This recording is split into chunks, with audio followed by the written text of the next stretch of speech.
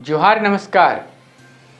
खबरें जो रहती हैं चर्चा में, कुछ नवीनतम ताज़ा खास खबरों में से कुछ खबरों पर आइए नज़र डालते हैं। देखिए 5 मिनट में 15 बड़ी खबरें। रांची जिले के मैकलुस्कीगंज थाना अंतर्गत बघमरी पिकेट के पास झाड़ियों में एक कंकाल मिलने से सनसनी फैल गई है। पुलिस ने कंकाल को 39 दिनों से लापता पूर्व उप प्रमुख गौरी शंकर उरांव का बताया है। गौरी शंकर उरांव की पत्नी लक्ष्मी देवी ने बताया कि 14 अक्टूबर को वह रांची निजी काम से गए थे। 15 अक्टूबर को रात 8:30 बजे वह बालूमाथ के झाबर गांव के एक परिचित राजकुमार उरांव के साथ मैकलुस्कीगंज के एक होटल में खाना खा रहे थे। इसी दौरान उन्हें एक फ़ोन आया, जिसके बाद वह खाना छोड़कर बाहर निकले और बिना कुछ बताए मोटरसाइकिल लेकर बालूमाथ की ओर निकल गए। गौरीशंकर उरांव की आखिरी लोकेशन बालूमाथ थाना के भगिया में मिली थी। इसके बाद उनका फ़ोन बंद हो गया। किसी अनहोनी की आशंका के चलते उनकी पत्नी ने बालूमाथ थाना में उनके लापता होने की शिकायत दर्ज कराई थी। बालूमाथ थाना प्रभारी अमरेंद्र कुमार ने बताया कि कंकाल मिलने के बाद से सभी संभावित पहलुओं की जांच की जा रही थी। पुलिस ने कंकाल को फॉरेंसिक जांच के लिए भेज दिया है। राजधानी में बिहार से आए अपराधियों को रांची पुलिस ने घटना से पूर्व लोडेड हथियार के साथ पकड़ा है। अपराधी जो गिरफ्तार हुए हैं उसका नाम सोनू कुमार गुप्ता है। वह बिहार में कैमूर जिला अंतर्गत दुर्गावती का रहने वाला है। रातू पुलिस ने तिलता चौक के पास से सोनू को पकड़ा है। पुलिस ने गिरफ्तार सोनू के पास से पिस्टल और 4 जिंदा गोली बरामद किया है। पूछताछ में उसने बताया कि उसे किसी घटना को अंजाम देने के लिए रांची बुलाया गया था। रांची के व्यक्ति उसे खुद संपर्क करता, लेकिन इससे पूर्व पुलिस ने उसे गिरफ्तार कर लिया। गिरिडीह के अहिल्यापुर थाना क्षेत्र में शुक्रवार सुबह एक दर्दनाक हादसा हुआ। गांडेय जामताड़ा मार्ग पर बेलाटाड़ के पास सीमेंट से भरा एक तेज रफ्तार ट्रक अनियंत्रित होकर सड़क के किनारे बने 2 घरों में घुस गया। इस हादसे में दोनों घर बुरी तरह से क्षतिग्रस्त हो गए, जबकि ट्रक चालक की मौके पर ही मौत हो गई। मृतक की पहचान धनबाद के भागा निवासी विकास यादव के रूप में हुई है। झारखंड की 81 विधानसभा सीटों के लिए मतदान संपन्न हो चुका है और अब सबकी निगाहें 23 नवंबर को होने वाली मतगणना पर टिकी है। विधानसभा चुनाव 2024 के तहत 2 चरणों में मतदान हुआ। पहले चरण में 13 नवंबर को वोटिंग हुई, जबकि दूसरे और अंतिम चरण का मतदान 20 नवंबर को हुआ। अब 23 नवंबर को सुबह 8 बजे से मतगणना की प्रक्रिया शुरू होगी, जिसमें सबसे पहले पोस्टल बैलेट के वोटों की गिनती की जाएगी।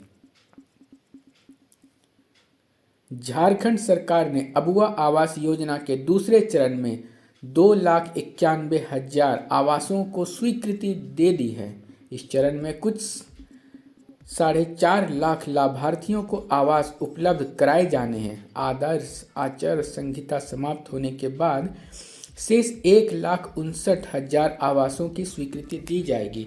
इसके बाद इन आवासों के निर्माण के लिए आगे की प्रक्रिया शुरू की जाएगी। पहले चरण में 2 लाख आवासों का लक्ष्य तय किया गया था और अब तक लगभग 1,99,000 आवासों को स्वीकृति दी जा चुकी है। राज्य सरकार के मद से अब तक 4,90,000 आवासों की स्वीकृति दी जा चुकी है और पहले चरण के सभी आवासों पर काम चल रहा है। अब दूसरे चरण के आवासों पर काम शुरू किया जाएगा। झारखंड भाजपा के पूर्व प्रदेश अध्यक्ष और वर्तमान राज्यसभा सांसद दीपक प्रकाश को राज्यसभा में बड़ी जिम्मेदारी सौंपी गई है। उन्हें राज्यसभा की महत्वपूर्ण संसदीय कमेटी का विशेषाधिकार समिति का सदस्य नियुक्त किया गया है। इस समिति का अध्यक्ष राज्यसभा के उपसभापति हरिवंश को बनाया गया है। विशेषाधिकार समिति में अध्यक्ष सहित कुल 10 सदस्य होंगे। इस संबंध में नई समिति के गठन की अधिसूचना जारी कर दी गई है। लातेहार डाल्टनगंज मुख्य मार्ग पर स्थित सदर थाना क्षेत्र के दुड़ंगी गांव के पास एक ट्रक से पुलिस ने 857 किलोग्राम अफीम का डोडा बरामद किया है। घटना शुक्रवार की दोपहर की है। बरामद डोडा की कीमत लाखों में बताई जा रही है। इस संबंध में डीएसपी अरविंद कुमार ने बताया कि पुलिस अधीक्षक को गुप्त सूचना मिली थी कि दुड़ंगी पेट्रोल पंप के पास एक ट्रक संदिग्ध अवस्था में खड़ा है। सूचना के बाद पुलिस अधीक्षक के निर्देश पर पुलिस की टीम घटनास्थल पर पहुंचकर ट्रक की छानबीन आरंभ की। हालांकि पुलिस के आने के पहले ही ट्रक का चालक और खलासी वहां से फरार हो गया था। पुलिस ने गढ़वा के मझी गांव बाजार स्थित मोबाइल दुकान से 16 लाख के मोबाइल चोरी की घटना का खुलासा करते हुए 2 आरोपितों को गिरफ्तार किया है। आरोपितों में कृष्ण चौधरी और मुकेश कुमार शामिल हैं। इनकी निशानदेही पर 2 बोरी में भरा सीलबंद 96 मोबाइल और कांड में चोरी किए गए 4 मोबाइल पुलिस ने बरामद किया है। गढ़वा एसपी दीपक कुमार पांडे ने शुक्रवार को बताया कि गत 13 नवंबर की रात मझी गांव बाजार के मां वैष्णवी मोबाइल दुकान में वेंटिलेटर तोड़कर अज्ञात चोरों के द्वारा करीब 16 लाख कीमत के 105 पीस स्मार्टफोन चोरी किया गया था।